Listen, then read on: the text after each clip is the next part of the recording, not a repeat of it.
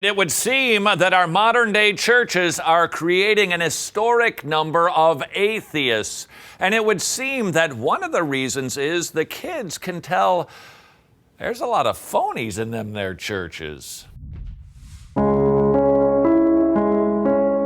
I think that if you're a true Christian, you don't consider Christianity just a part of your life. It is your life.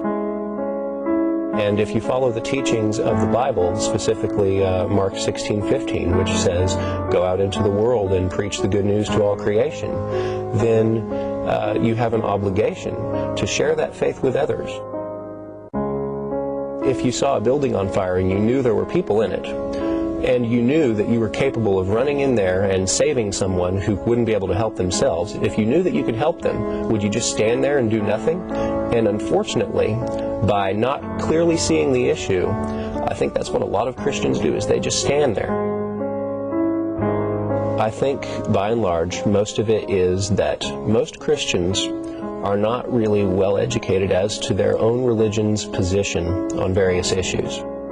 They consider worshiping Jesus to be part of their lives, but not their primary purpose. And I believe that true Christianity considers it to be the primary purpose. And if you're a true Christian, you believe that those who are not Christians, those who have not followed the teachings of the Bible, that have not accepted Jesus Christ as their personal Savior, those people aren't going to heaven. They're going to hell. Hell's not a fun place. I have heard Christians, definitely, that have the view that everyone is entitled to their own belief, and that's not necessarily a bad position to have, but if you believe that what they believe is going to earn them a place in eternal suffering, then there's a problem with that, in that you're allowing them to be tortured for eternity, while at the same time believing that you shouldn't save them from that. It's very awkward. If you really believe that people who are not Christians are going to hell, then that is a very serious consequence. And if you don't take that seriously, I think that you might be compromising your own belief system. Those who do take their faith seriously, they need to encourage or teach those who might not how important that is. Sometimes I think Christians are afraid of being labeled as a Bible thumper, or to have negative connotations associated with them. But that's not necessarily negative if you're a Christian. I think it's something to be proud of. There's nothing to be ashamed of if you're a Christian about the Bible or being a Bible thumper. It's something to be proud of. It's something that you take seriously. And it's something that you should encourage others to take seriously as well. And it might require you to challenge yourself, to, stand up in front of crowds, to talk to people that you don't know. Missionaries work in places where the predominant religion is not Christianity, and that's a completely different scenario than, in most parts of the United States. But they take it in stride, they accept it, and they move on.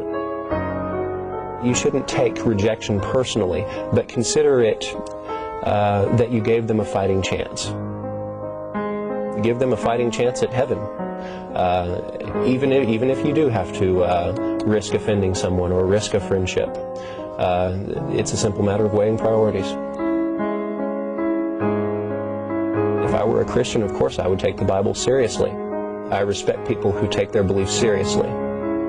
And I would take the Bible's teachings seriously. Among those teachings is the idea that there is a heaven and there is a hell. And those that accept Jesus Christ as their personal Savior go to heaven. Those that don't go to hell. And the implications of that are very far-reaching. And you're an atheist? Yes, I sure am.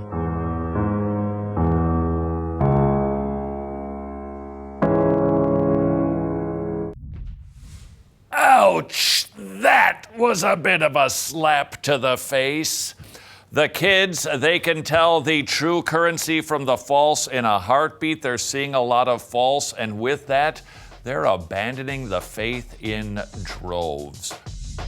If you are terrified to witness to a loved one who isn't saved, you are qualified. Why? Paul came to the Corinthians with fear and much trembling. Now it's time to get equipped. Terrified, a witness manual and witness encounters with a backslidden Baptist, a lukewarm Lutheran, atheists, agnostics, so you can learn how to witness and share your... Seriously?